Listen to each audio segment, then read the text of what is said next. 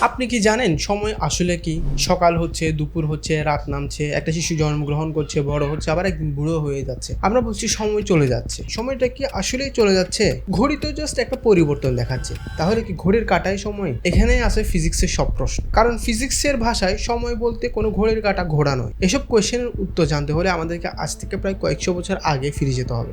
তার আইজ্যাক নিউটনের যুগে সময়কে ধরা হতো একটা ইউনিভার্সের ক্লকের মতো। মানে আপনি ইউনিভার্সের যেখানেই থাকুন না কেন, এক সেকেন্ড মানে এক সেকেন্ড। প্রায় 200 বছর পর আলবার্ট আইনস্টাইন তার থিওরি অফ রিলেটিভিটির মাধ্যমে আমাদের দেখান সময় আসলে আপেক্ষিক এবং সময় সবার জন্য এক নয়। আর এখান থেকে শুরু হয় সময় নিয়ে অদ্ভুত সব গল্প। আপনি যদি একটা স্পেসশিপের মধ্যে আলোর গতির কাছাকাছি স্পিডে ট্রাভেল করেন, তাহলে সময় আপনার জন্য ধীর গতিতে পার হবে পৃথিবীর তুলনায়। মানে আপনার জন্য সময় স্লো হয়ে যাবে। আবার অনেক শক্তিশালী গ্র্যাভিটিও সময়কে প্রভাবিত করতে পারে। অর্থাৎ আপনি কোথায় আছেন এবং কত দ্রুত মুভ করছেন এটার উপর ভিত্তি করে আপনার সময় ভিন্ন হতে পারে অন্য কারো সাপেক্ষে। দ্যাট মিনস আপনি যদি স্পিড অফ লাইট অ্যাচিভ করতে পারেন, তাহলে আপনার জন্য সময় স্টপ হয়ে যাবে।